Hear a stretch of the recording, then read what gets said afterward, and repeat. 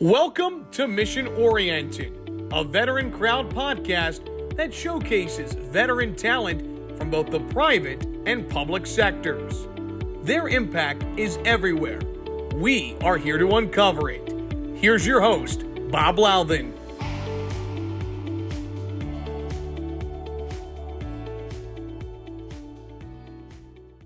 Well, welcome everybody. This is the Mission Oriented podcast on the Veteran Crowd Network. My guest, an old friend of mine today, Todd Connor, is a United States Navy veteran. He is one of the founders of Bunker Labs and also at the forefront on some political innovation with Veterans for Political Innovation. Todd, great to have you back. Thanks for being on the program. Thanks, Bob. Awesome to be with you as always.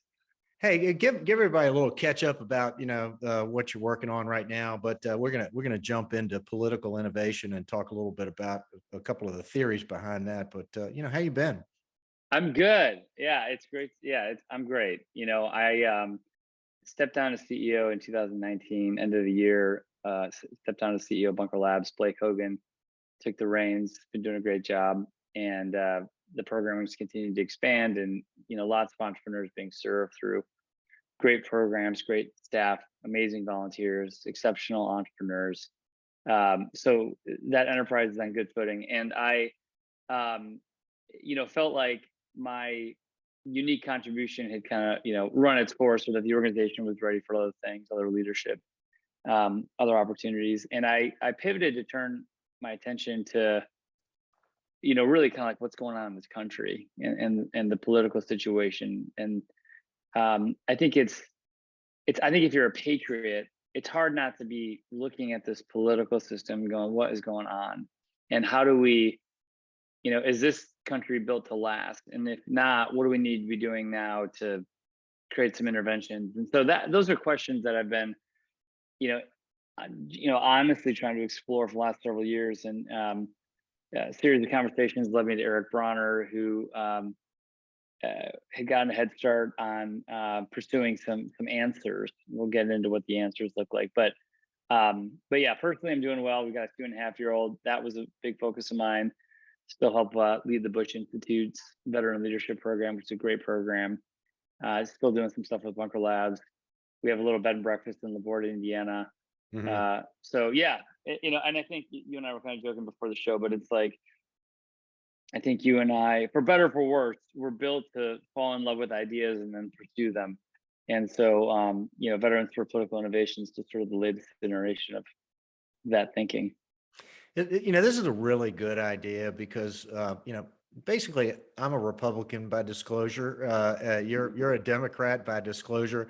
The conventional wisdom would have us at each other's throat.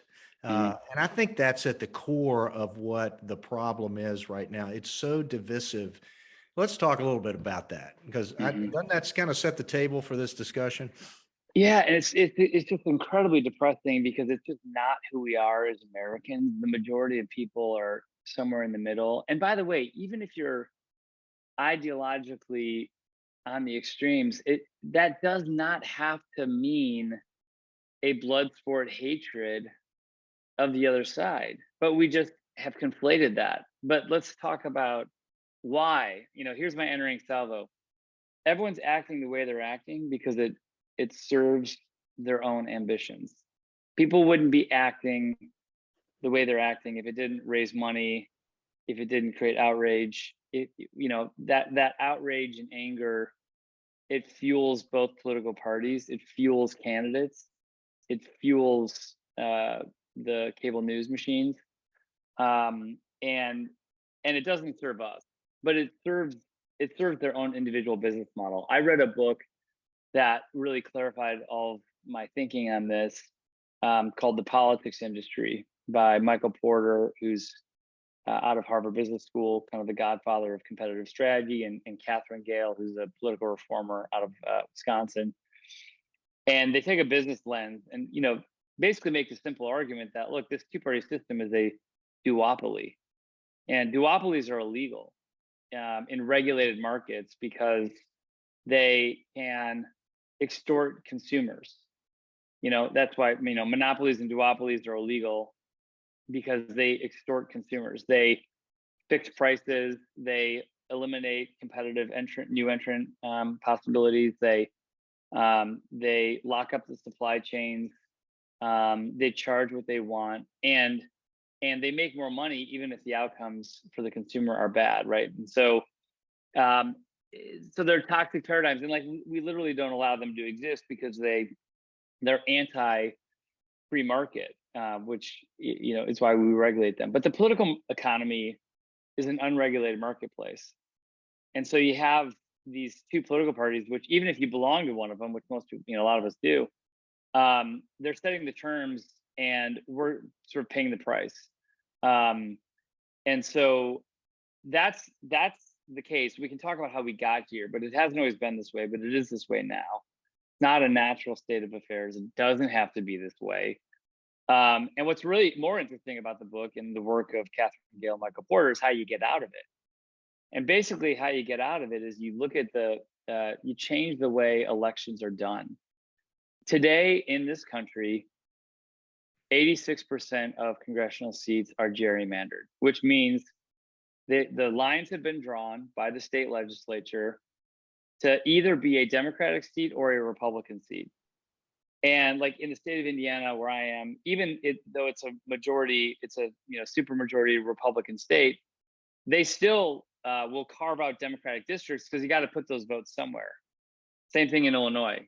They'll create districts that are good for Democrats, and then they'll create some districts that are really good for Republicans, because basically the incentive is let's make sure there's no competitive districts. Let's jam all the Republicans into a district.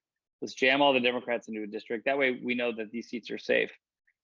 So that's 86% of the districts in this country are gerrymandered, which means the winner of those elections is determined in the primary election. Primary elections are low turnout. People don't pay attention to them. They're the most ideological extreme, typically folks that vote in those elections. It's the most party loyal. And literally in states with closed primaries, independents can't even vote. And the big myth is that in November, we have free and fair elections. It's already determined by November. Right. The election's already been decided. So if you want That's a tool also for the parties to keep their candidates in line, because there's always this threat of, we're going to primary them, even the parties come out and say, we're going to use this tool.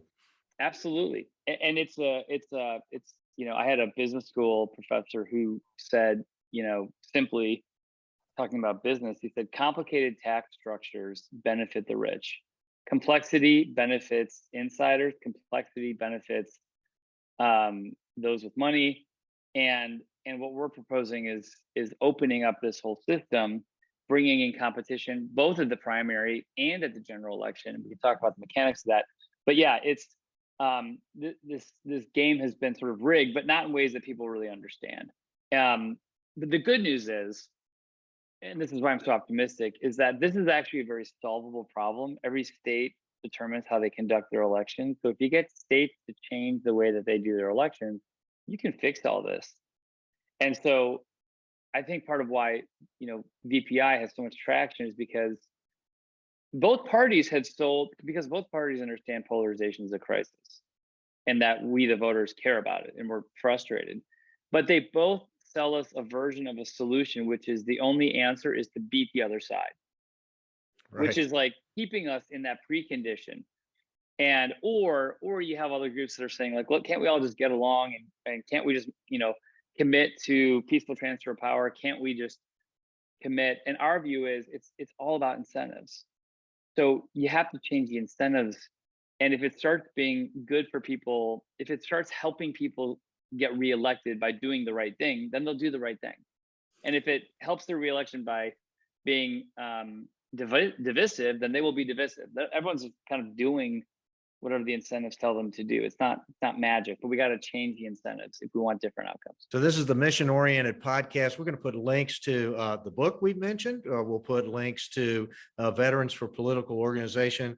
I'm involved. I would encourage all of our veteran friends out there to take a look at it and see. This is one of the most level-headed approaches to preserving our democracy that I've ever seen. Thank you, Todd, for doing all of this hard work. You've been listening to the Mission Oriented Podcast on the Veteran Crowd Network. That's a wrap. Thank you for listening to Mission Oriented. Make sure to hit the subscribe button and you won't miss an episode. To learn more about Mission Oriented and the Veteran Crowd Network, visit us at www.veterancrowdnetwork.com.